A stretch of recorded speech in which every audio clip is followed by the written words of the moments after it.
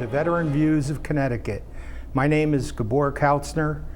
I am an outreach specialist. I also advocate for veterans. And welcome to the show. Our guest today is Arthur Wiknik, Jr. We'll talk a little bit about you, Arthur. You were drafted into the U.S. Army in '68, and you were part of the famous battle for Hamburger Hill. Correct.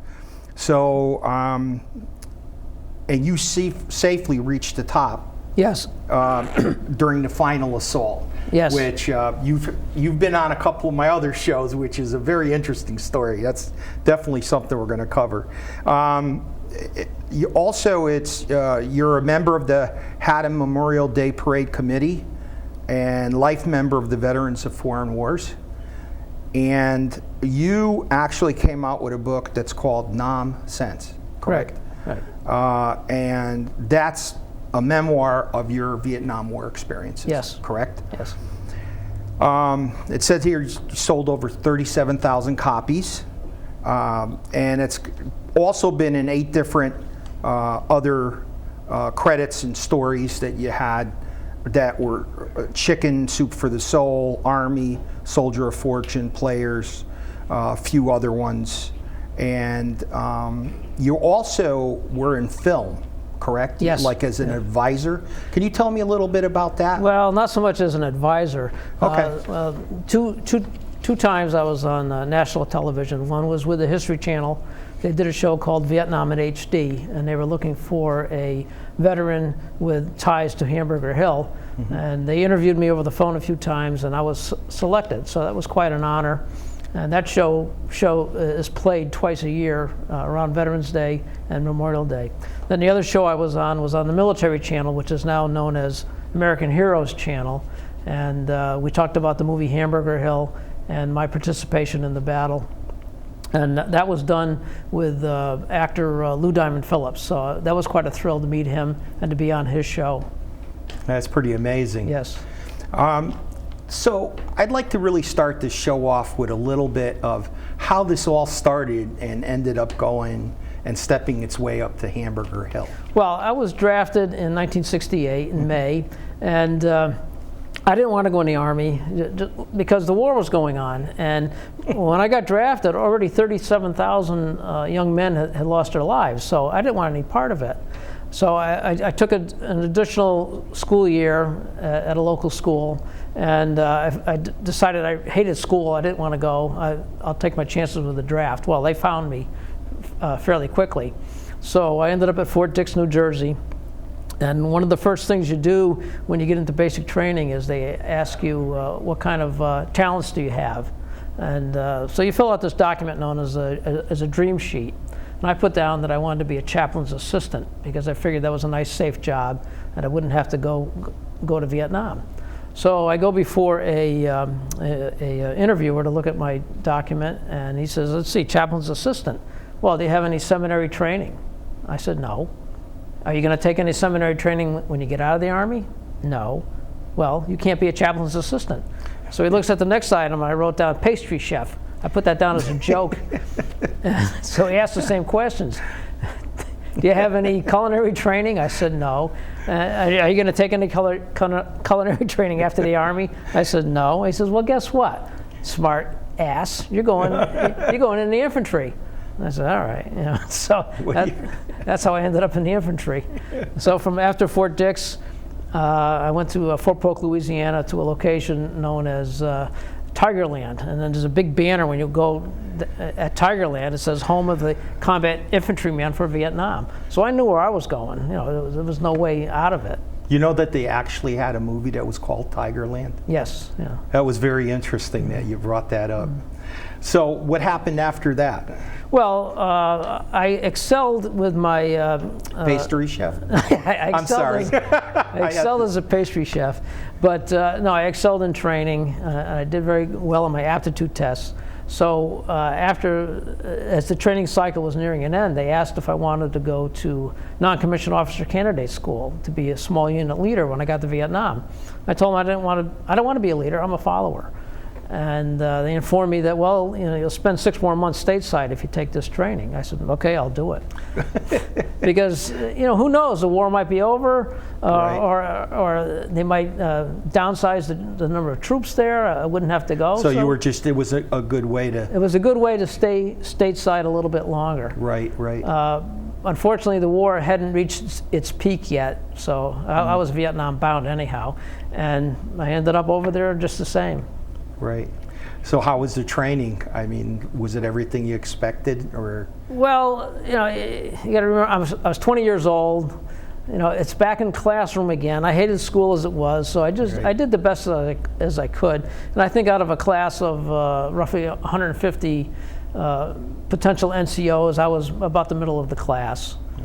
I think you gave us a PowerPoint, and they downloaded it, and there's a picture of you on it. It's pretty amazing.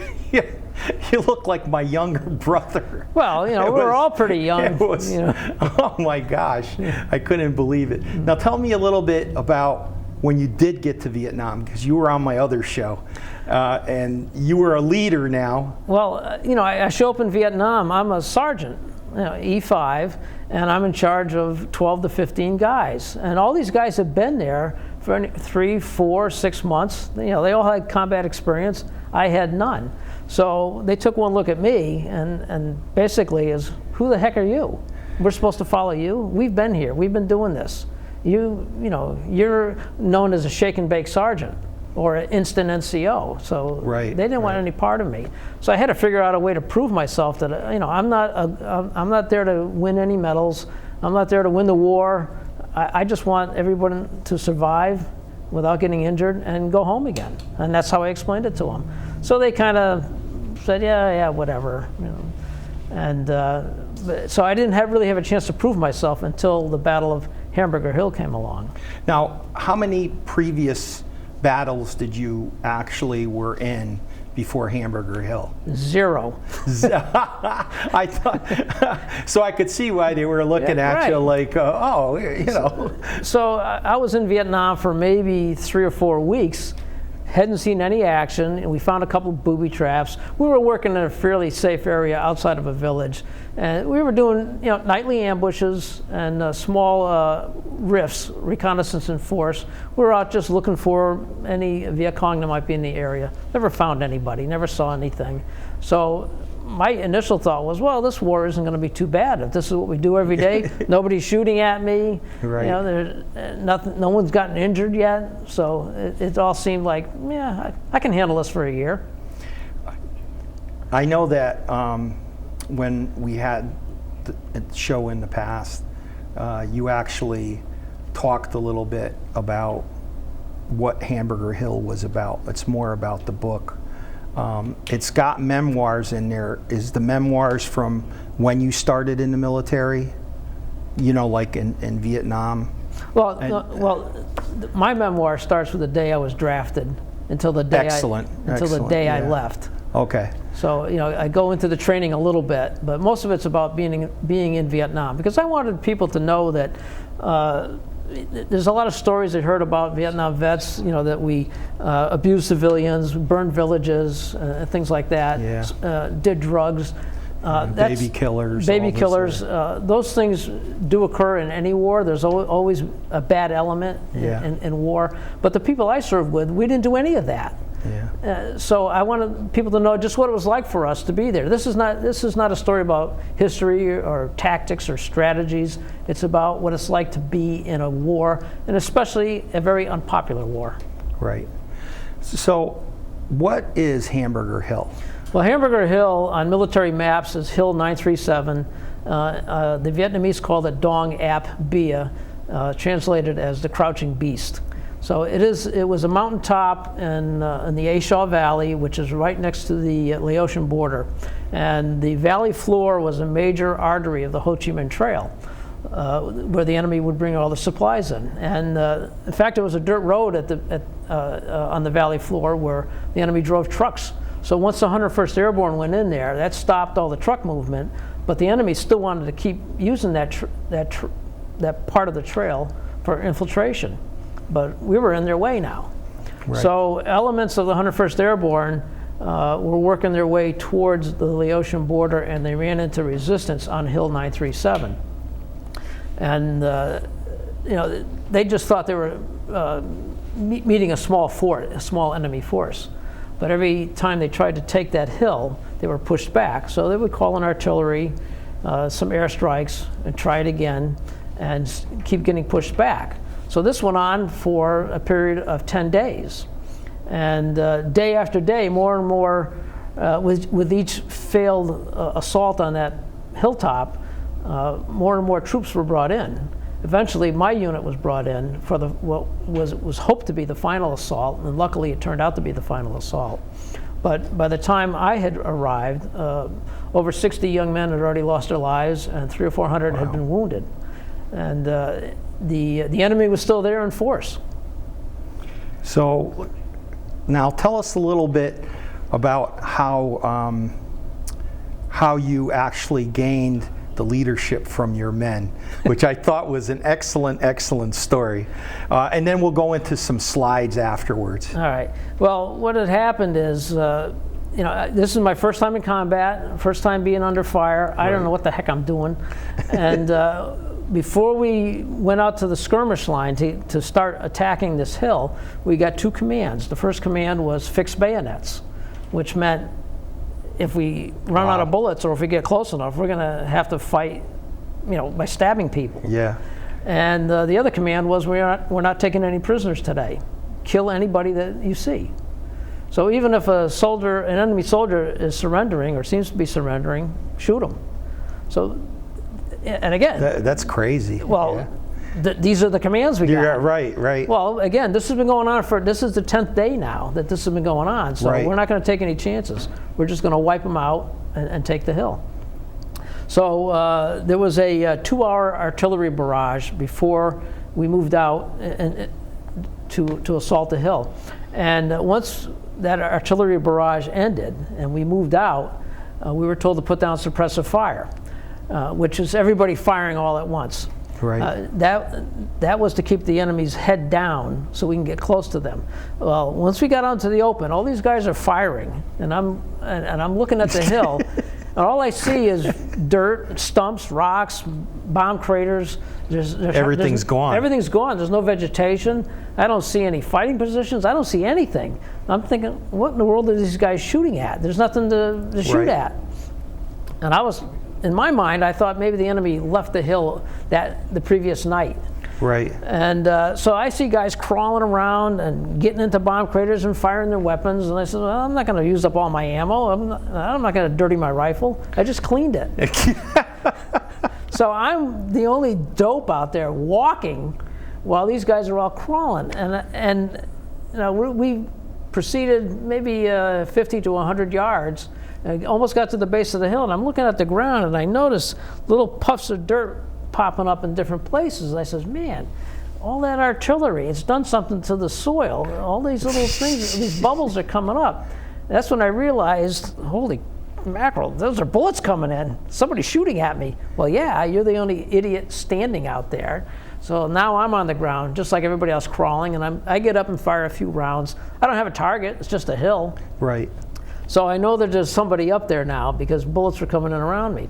I worked myself over into a bomb crater, and there was another soldier there, and we took a couple turns firing up at the hill, didn't have a target, and then suddenly he got shot in the leg. And I don't know how he even exposed himself, but he exposed himself enough to get wounded. Medic came out of nowhere, and I got to give medics a lot of credit because he was bouncing around from position to position just looking for wounded guys, and he found one with me. Now there's 3 of us in this position. I thought we made too good of a target, so I just wanted to get the heck out of there. I went into the next bomb crater, looking at the hill, trying to find a target, and I saw puffs of smoke at the top of the hill. And I figured, well, that's where somebody's up there shooting down at us. Now, don't forget, there's 700 of us attacking this hill. So It's very hard to distinguish who's doing all the shooting, because all it is noise. Right. So I get up just above that bomb crater a little bit. I fire a full magazine of M16, get down, put another magazine in, fire again, get down, put another one in. And when the 3rd time I popped up, something blinded me. I didn't know what the heck it was, but it hurt. And when I reached up to feel my eyes, I was hit in the chest and pushed backwards. So now I knew I'd been hit. I didn't know how bad I was. I figured that's the end of me. So I'm laying there on my back. My eyes are stinging. My chest hurts like the dickens. I don't know what the heck is wrong. And I figured this is where I'm going to die. So I'm just going to wait for death. And while I'm laying there, the pain in my chest became more intense. But in my eyes, I could kind of see a little bit. So I got out of my eyes, whatever it was. And I looked down, and I'm on fire. So I beat out those flames. What had happened is, every time I popped up, there was an enemy soldier up there watching me. And when I popped up the third time, because he must have been timing me, he fired, but he hit, his round came in right in front of my face, and that's what got the dirt in my eyes. And when I exposed myself, he shot me a second time, but I had all the same ammunition wrapped. I had bandoliers, I had all kinds of stuff in front of me. His second round we figured was a tracer. And when it knocked me down, it wasn't enough to penetrate through everything to get to my body, but it started all my cloth bandoliers on fire. But I couldn't see because I'm laying on my back, just waiting to die. So there's a flame on my chest, and nobody came along to help put it out. That's pretty amazing. I finally got the fire out, and I'm looking at the spot. I said, "Man, this is real. I mean, this is someone's trying to kill me." Yeah. So I looked around, and I noticed off to the left there was a small ridge with a little bit of vegetation and a couple boulders. And I noticed that all my guys were strung out on the left of me. So I jumped up and I said, "Follow me, we're going this way." And I took off running and ran up that hill. So I'm just running. I'm running over old abandoned enemy positions. I'm running past equipment. I'm running past a couple of enemy bodies. I just kept going and going and going. I made it all the way to the top. And when I got there, I saw a spot that looked pretty good for us to set up. So when I turned around to tell the guys we're going to set up, I kept looking around, and guess what? Nobody was there. They just let me go. That's amazing. And I guess because I was the new guy, and they weren't ready to follow me. Right. So I'm up there, and now all that adrenaline that drove me up to the top of the hill had evaporated. Right. And I could hardly move. So I got down behind a stump, and I sat there with my rifle across my lap, and I'm thinking, man, if an enemy soldier comes along, I'm dead meat. Yeah. I can't move. Everything's limp on me. I'm waiting and waiting. Where the hell are the guys? They're not coming. They're not coming. About 10 or 15 minutes went by, and finally, I'm getting some of my strength back, and I look down the hill, and I can see GIs working their way up, and in the meantime, a lot of the fighting had died down. There's a firing off in different places, a couple of explosions here and there, but it wasn't as intense as it was 10 minutes ago. So I flashed them the peace sign because the enemy didn't do that, and they flashed it back, and they come up, and I saw it was my guys. Yeah. So I started yelling at them, "Where the hell were you guys? You just let me go." And they're all kind of, and then they're looking at me, "Man, what happened to you?" I said, I didn't know. I didn't realize what I looked like. I looked like Alice Cooper or like a raccoon, right, because all this dirt was in my eyes. I had a big burn hole here in my chest. I just, you guys, I took this hill by myself. Why didn't anybody follow me? And they couldn't answer. So after that, they either thought I was crazy or very brave, and I was neither. I was scared.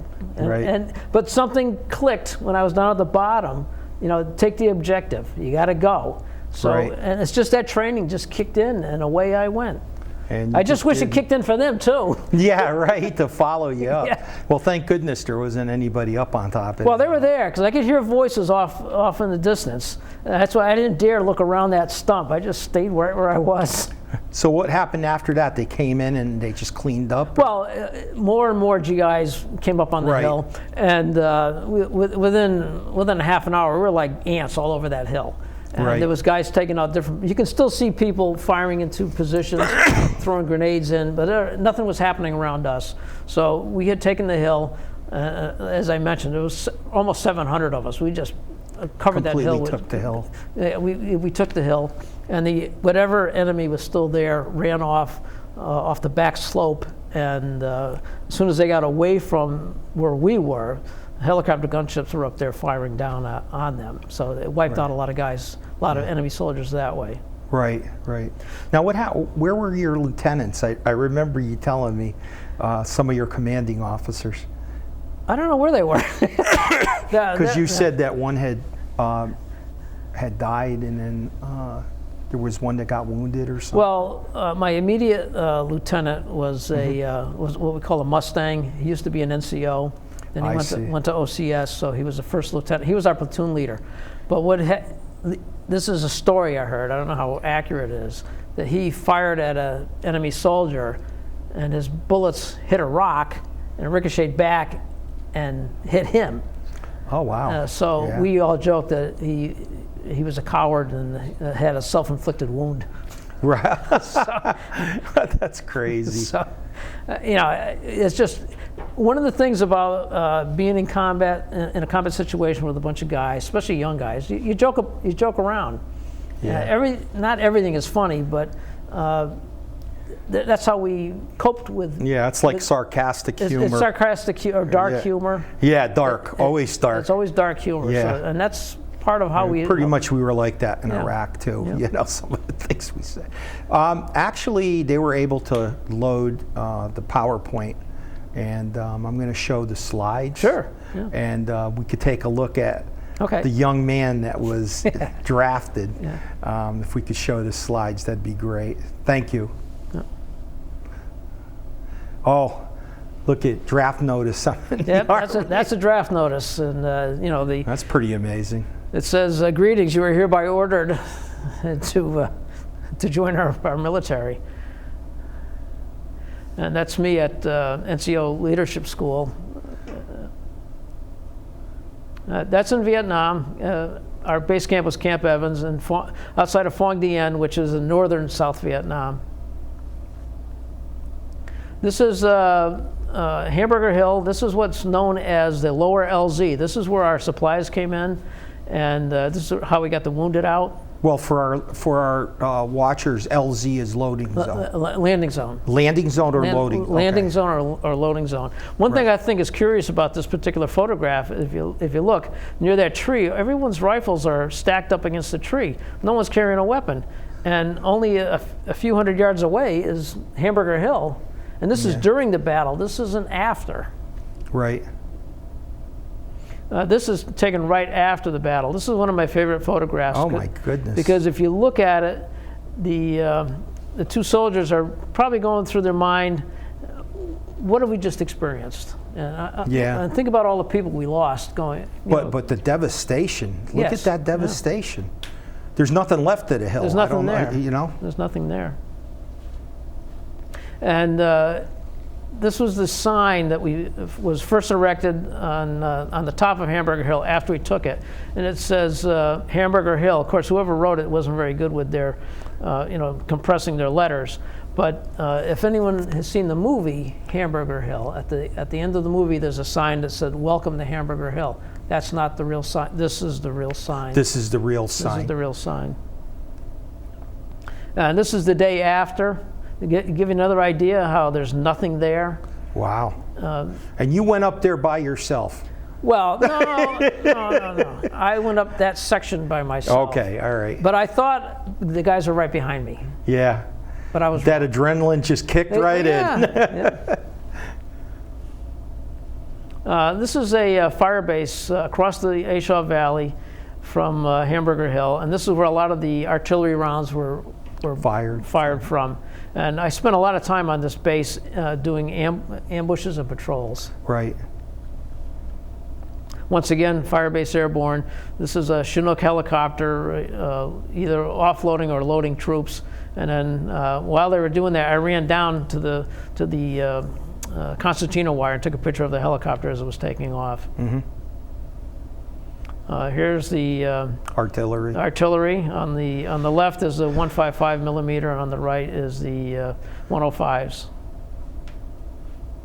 And we found a skeletal remains of an enemy soldier while we were out there. This is up on the DMZ, which is we were very close to North Vietnam, and so we picked up his skull and femur bones, and our social graces weren't too well, so we stuck him on a pole and carried him around for a couple days like that. But after a while, it kind of gave us the creeps. I would think it'd give me the creeps the first time. But you got to I would put it remember, on a pole. when you're in a combat situation, life and death, and there's a lot of things that don't matter anymore. Correct. Just keeping yourself alive. So we dehumanize the enemy this way. And then the self-humor too is, you know, Yeah. as dark as it is, it keeps you alive. Right. These are just a couple more photographs of helicopters. The one on the left is in the Ashaw Valley, helicopter coming in, and the one on the right is a Cobra gunship, which carried a lot of firepower. Were those the gunships that hit the hill? Yes, Okay. the one on the right. And the photo on the left is the door gunner's machine gun on a Huey chopper. That is the Ashaw Valley floor that you're looking at off in the distance. And on the right is a crane helicopter. I don't know the designation, but it's carrying a small bulldozer. That's pretty amazing. There's a couple of photographs here of this is a bomb. The photo on the left is a bombed out area along a trail, a jungle trail, and on the right is a typical jungle trail, which you can't see anything. There's banana trees, vines, and things like that. So it's very easy for the enemy to be lurking close by without you even knowing it. Right. And of course, that's me outside the 95th. That's pretty amazing. Like I said, you look like my younger brother. That was taken in February of 1970. Wow. A friend of mine was wounded, and he was at the hospital, and I had an opportunity to go down and visit him. That's great. Yeah. And the photo on the left is the plane ride home, and the photo on the right is my house, my parents' house, with the welcome home banner. So I was very happy to see that. That's great. Yeah. Great. Well, we're gonna go to a quick break, and we'll be right back with more of the show. So don't touch that dial.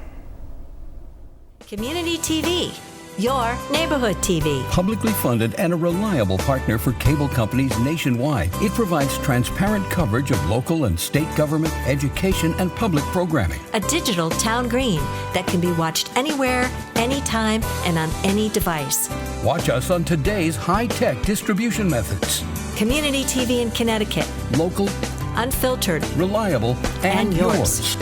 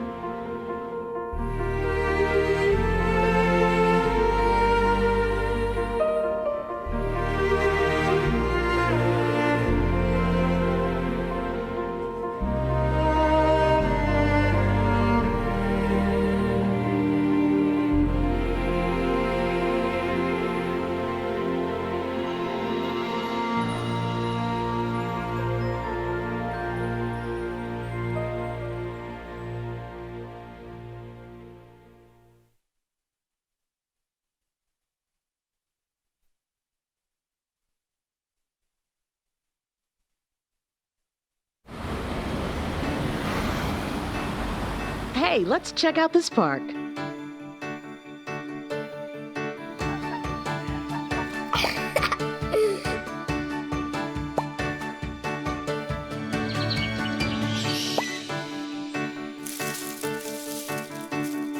Oh, wow, that's really cool. To find a great local park or forest near you, go to discovertheforest.org. Welcome back to Veterans Views of Connecticut. With us is Arthur Wiknik. Wiknik Jr. You'll get it. Yeah. So we were talking the first half of the show about your book, Nonsense, and the memoirs of you being in Vietnam. There's couple of things on the second half of the show I want to ask about. Sure.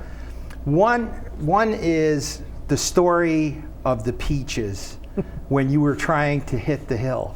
Can you explain that to us? Well, I initially left it out because I'm kind of embarrassed by this story. I thought it was a great story. Well, when we were preparing for our assault on Hamburger Hill, we were told not to bring any food with us, leave all our personal items behind, just take ammunition and 1 canteen of water.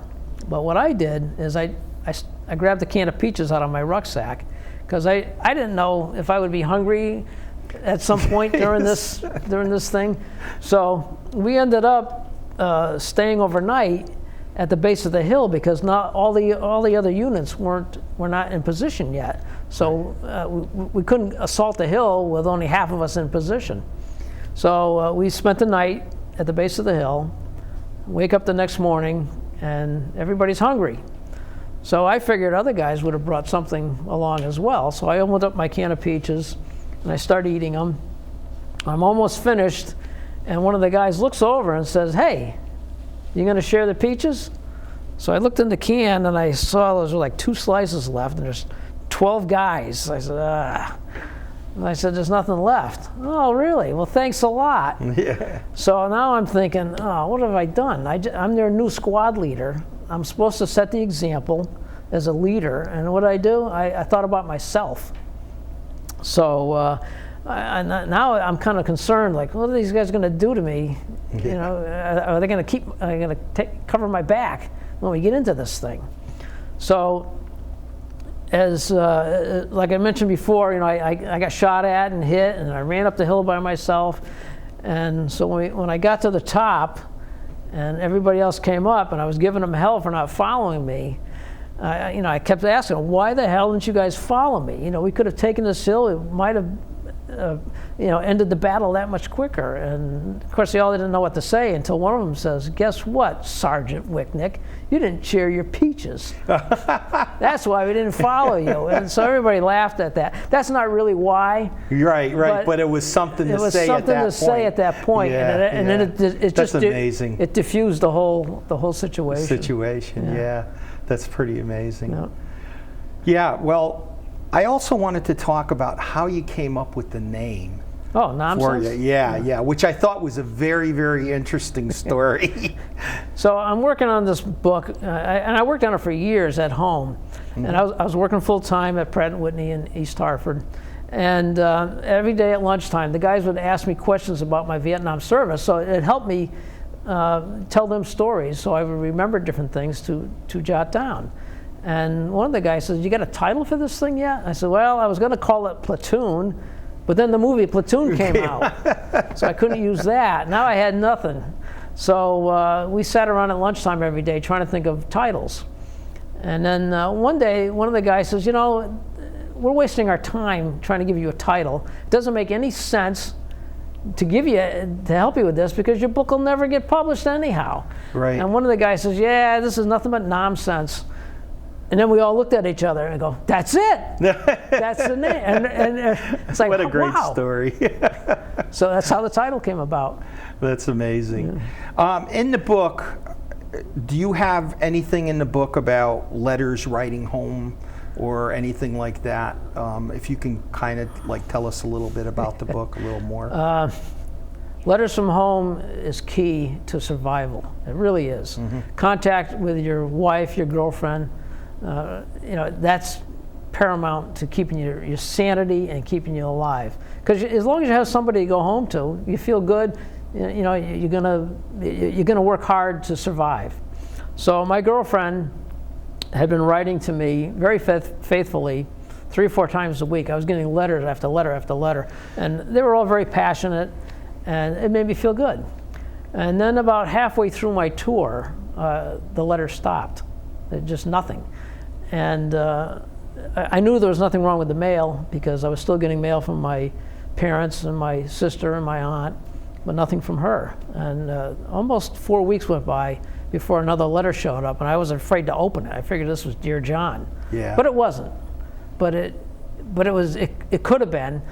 because it was just a crappy letter. All the passion was gone. You know, the I love yous wasn't there. I miss you. That was all gone. She talked about, I don't know, it snowed today, and you know, just dopey stuff that didn't mean anything. You know? So I knew that she had found somebody else. I just knew it. So, but she kept writing. But the letters were, instead of 3 or 4 a week, it was like 1 a week, and then it dwindled down to 1 every 2 weeks. You know, so I'm feeling pretty bad. I'm really feeling bad, and I almost got to the point where I didn't care if I survived or not because I had nobody to go home to. You know, I wanted to marry this girl, but that's all gone now. So I'm on guard we're on ambush one night, and one of the soldiers one of my platoon members wakes me up and says, "Sergeant Wiknik, it's time for your guard duty. Here, take my watch." So everybody carried a watch that glowed in the dark. So he hands me a Mickey Mouse watch, a Mickey Mouse pocket watch. The thing was the size of a silver dollar. Wow. And it glowed in the dark. So I'm looking at that watch, and here I am out in Vietnam, out in the jungle, and everything's green or brown. That's it. And here's Mickey Mouse with yellow hands, red pants, big smile on his face, you know, little booties on. Right. So I'm watching. I'm looking at Mickey Mouse. I'm not even guarding. You know, the enemy could be right there. I don't know. I'm looking at Mickey Mouse, and I started thinking about home and how. You know, in the neighborhood I lived, we had a little ice skating pond. All the neighborhood kids would get together and clear off the pond, and we'd play hockey or just goof around. And in the summertime, there was hay fields near us, and we'd play softball. I was thinking about all that and how much I miss my father yelling at me. Yeah, right. all the little things. All the little things, and how every day after school we would come home. My sisters and my brother and I would watch the Mickey Mouse Club. So I'm looking at Mickey. And something kind of magical happened. I all of a sudden felt pretty good. And I didn't feel that misery anymore. And I still had 6 months to go, but now I knew I could do this. I could survive, and my will to live was brought back. Right. So what I did is when I got home, one of the first things I did is went out and bought a Mickey Mouse watch. And because I didn't want to forget about that day, the day I was ready to give up. And ever since the day I came home, I've worn a Mickey Mouse watch, and I continue to wear one today. Wow, that's amazing. Because that's pretty amazing. Life, no matter how bad life is, it's not that bad. Correct. After the situation I was in, almost getting killed, living out in the jungle like an animal for a year, right. Life is good. But you were in that dark area at one time in your life. Yes. You know? Yeah. So that's an amazing story.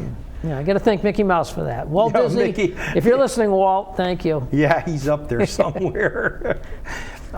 Is there anything else in the book that you cover about your time that was there? I mean, I love the Peaches story. I love the way that how you named it, the book itself. It's just amazing. It really is. Well, after the Peaches, we were on Firebase Airborne, which you saw a few photographs of. Right. And our mail finally caught up with us after the Hamburger Hill battle. And in there was a little can of apple juice from my mother, because I had asked her send me something, anything I can drink, because all I'm drinking is rice patty water or water out of rubber bladders, and it tastes like rubber.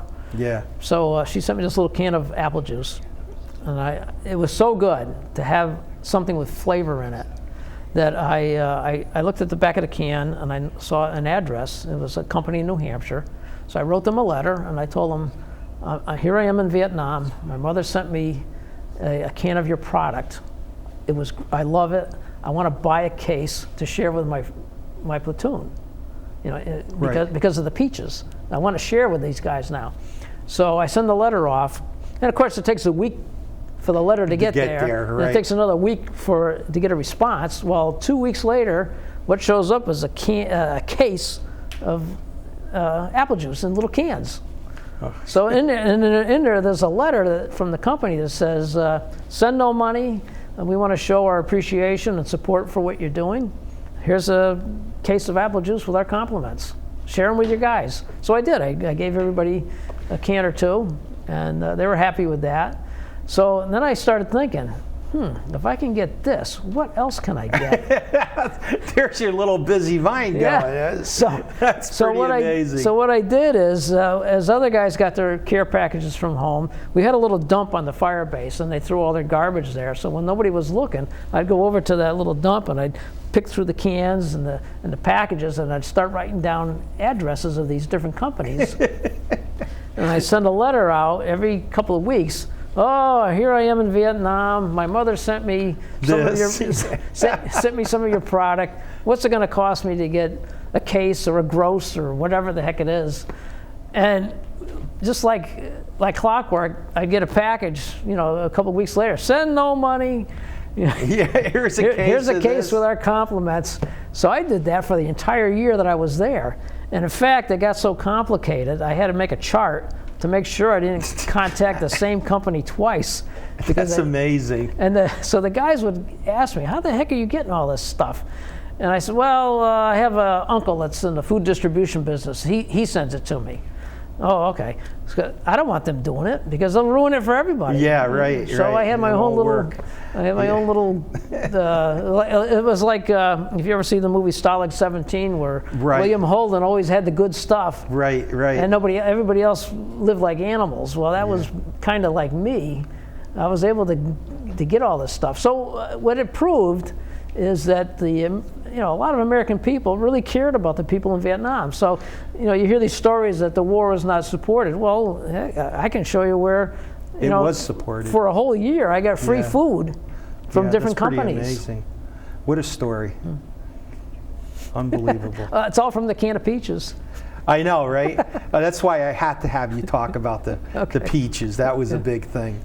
Was there anything that, any memories from basic training or from your training for NCO Academy that you can share with us? Well, NCO training was at Fort Benning, Georgia, which it was hot down there. I hated it down there. Even Fort Polk, Louisiana, we were there in the summertime. It's so stinking hot, it was unbelievable. And there's pygmy rattlesnakes and wild boars and armadillos and all kinds of stuff. So this was a forerunner of what I would expect to see in Vietnam, because we got to Vietnam, there's snakes everywhere. Oh yeah, and tropical. And these snakes are not non-poisonous; they're all lethal. So I'm getting off your question, but no, that's fine. But every time we saw a snake, we killed it. It didn't matter if it was just trying to escape from us or not. That snake is dead. Because there's a snake over there called the bamboo viper, and we also called it a two-stepper. If you get bit by it, you can take 2 steps and then you drop dead. Right. I've never seen one, thankfully, but I saw a lot of other snakes, and like I said, we just killed the snakes. We didn't want to take any chances. Yeah, that was the kind of like when I got deployed to Panama. It's quite different from the desert. Yeah. When you're in that situation. Oh, yeah. Our biggest thing were the monkeys, the jungle monkeys. Yes. And I was, a sergeant, and I told the guard duty guys, this is, if they throw something at you, don't throw anything back. Well, wouldn't you know it, one of them I can't take it, and he throws it back. All of a sudden, there's 100 monkeys, and they're getting bombarded. Yeah. And it's just amazing, it's pretty cool. We ran into monkeys a few times, but they always took off. Yeah, right. Well, there wasn't that many of them. There'd be like a half a dozen or so, and I think they were called rock monkeys. Right, right. right. And but they never came really near us. When they saw us, they took off. Any other incidents that you can think of in your book of memoirs? Oh, okay. Well, the body count was a big deal. Especially when I was getting ready to leave, was 1970. So the body count was how we measured our success, not so much by taking land, but by how many enemy soldiers we killed. So whenever we killed an enemy soldier, it had to be verified by a higher ranking officer, so it would be authentic. Well, one night I'm on guard, and we were in an area that had some wild boars. And it was a moonlit night, so we could see pretty good. And I noticed something black moving. I woke up the guys, And I thought it was a Viet Cong at first because they wore black pajamas. And we look, and it's a boar. So we're watching it, and it's getting kind of closer. And now I have a Claymore mine set up about 50 feet away. And somebody says, let's blow the Claymore on it. I said, all right. So he starts sniffing around that Claymore mine, and I hit the plunger, and Boom. boom, no more boar. But in the meantime, the lieutenant says, what's that? I said, hey, start shooting. So we start shooting down there, throwing grenades, make it look like we're under attack or our position was being probed by the enemy. So the lieutenant comes scooting over. What was it? What was it? I said, I don't know. It looked like a Viet Cong to me. So he said, all right, I'm going to call this in. Did you get him? I said, well, I'm not sure. So he shot up a hand flare. And in the night, you can kind of see this black blob down there. It's all bloody. And he said, yeah, you got him. Okay, I'm going to call it in. We got one. So he calls it in. And we're kind of like giggling, like, man, wait till he finds out that we shot a pig. so anyhow, everybody's on 100% alert all night, which nobody liked to do because we needed our sleep. Right. It's all because we shot a pig. But so anyhow, in the morning, just as it gets light, the lieutenant says, all right, let's go down and check out the kill. Wiknik, you stay here and me on the radio, and I'll go down with a couple guys. So in the meantime, I can hear a helicopter off in the distance coming out because as soon as it got light enough to fly, a senior officer was going to come out and verify the kill. So our lieutenant goes walking down there by the pig, and he walks right up to it and he looks at it, and he keeps walking around, and he yells back up to me, "Where is he?" I said, "Right there." He says, "No, where's the Viet Cong that you shot?" I said, "Right there." And he walks back, he looks, he says, "That's a pig." I go, "Okay." Maybe it was a hog Kong. I don't know. So meanwhile, the lieutenant's thinking, now it's racing through his mind. He says, uh-oh, I called this in. Oh, and the helicopter now is like only 1,000 or 2 feet away. So he's coming in to land, and so somebody pops smoke so the helicopter could land, and the lieutenant's yelling, call him on the radio, tell him forget it, it's all a mistake, don't land. Too late. Yeah, so who comes out with it was a major, and the major wants to see verify the kill, and he looks down there, he says, well, he's let out with a couple of expletives about this pig. This is what you shot? Well, Sergeant Wiknik did it. That was the lieutenant's first reaction, was to blame me. He says, yeah, but you called it in. You said you saw it. You verified it. That's the worst part about it. So he didn't know what to do. So the major got back on the chopper and took off. And he says, you'll be hearing from me. So that wasn't a very good mark for No, his that was a history bad book. mark for me. Yeah. And what happened after that, of course, the lieutenant got in trouble. And I was in more trouble because what he did, he punished me by sending me out. He didn't really kick me out of the platoon, but they needed some landing zones cut out in the jungle. So he had me reassigned to a landing zone cutting team.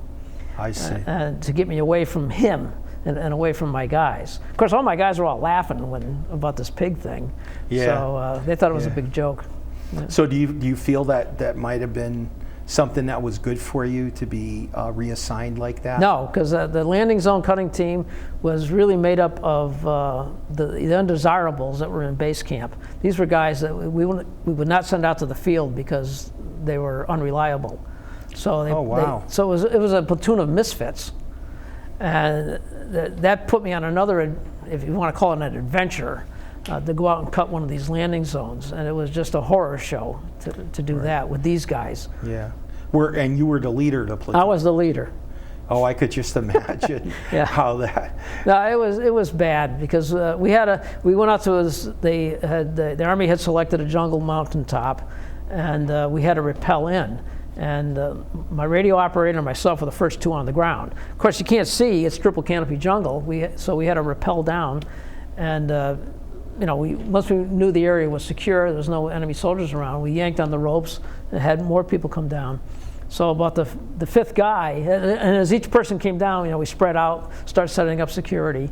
So I yanked on the rope again, and this guy comes down, and he's yelling and he's screaming as he's coming down. And we wore gloves, but the smoke was pouring off of his gloves because he's coming down way too fast. Oh, wow. So he comes down, he hits the ground and a big thud.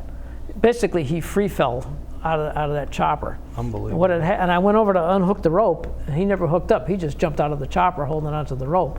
He must have thought he was Tarzan or somebody. Wow. So he was injured pretty bad.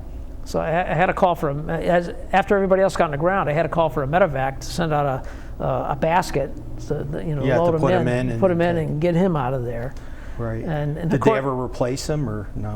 No, it was just one guy short. Yeah. So after that, now the enemy, if they're anywhere around, they know that we're here because they got all these choppers coming in and out. Yeah, you're right. And more choppers came in and dropped off chainsaws, explosives, so we can cut this landing zone. And you guys actually had to use the chainsaws? Yes, we used chainsaws and explosives. We used a lot of C4. I don't know if you're familiar with that. It's a plastic explosive. Yeah. So we would strap that onto the backside of a tree and ignite it, and it would topple most trees. Right. And so all the trees were toppled away from the top of the hill. Right, so that they could land. So they could land. Did they ever bring anything in to like clear everything off, like a dozer or anything? No. No. Because there was another incident during this landing zone cutting team. Once we got the landing zone completed, we had a lot of old stick dynamite with us, and the chopper pilot refused to take it back. So he says, just detonate it on the ground somewhere or bury it. So I figured, we should just bury it somewhere. The enemy will never find it, I hope. And one of the guys says, no, let's blow it up. Well, okay, sounds like a good idea. So we had 2 cases of stick dynamite. Oh my gosh. We wired them together, and the longest cord that we had was a 100-foot Claymore mine plunger cord. Right. So all the rest of us, we went 500 feet away, and this one guy was 100 feet away from 2 cases of dynamite. I could imagine the 100-footer. And so he let that thing go, and where we were, sticks and junk was falling on us. We're 500 feet away. Right. So we're thinking, yep, that guy's he's a goner. Yeah. So we went over there, couldn't find him initially because there's so much debris around from the explosion. From the explosion. And how we found him was somebody stepped on him and the guy groaned because you couldn't see him because there's just all this vegetation and stuff that was covering him up. Yeah. So I had to get another medevac to get him out. Unbelievable. And so by the time this whole operation was over, I got back to our company area, and our company commander gave me hell for making a fiasco out of a simple cutting job. Yeah. And he says, from now on, we're going to have the Corps of Engineers go out and do this. I said, yeah, why didn't you do that in the first place? Yeah, right. No, because I was being punished. Yeah. Well, I want to thank you for being on the show. Interesting stories. Again, this is the memoir, if we can focus in on this. And this is available on Amazon. It's on Amazon, Barnes & Noble. Okay. And it's also, it's audio now, and you can get it. That's pretty amazing. Yeah. And actually, Gabe, this is a copy for you. Really? Thank you. For having me on the show. Thank you so much. Well, thank you. Thanks for having me. I really appreciate it. And like I said, thank you. Well, thank you for your service, which is the #1 thing. Yeah. And that is quite a story. Yeah. So we're pretty much done with the show.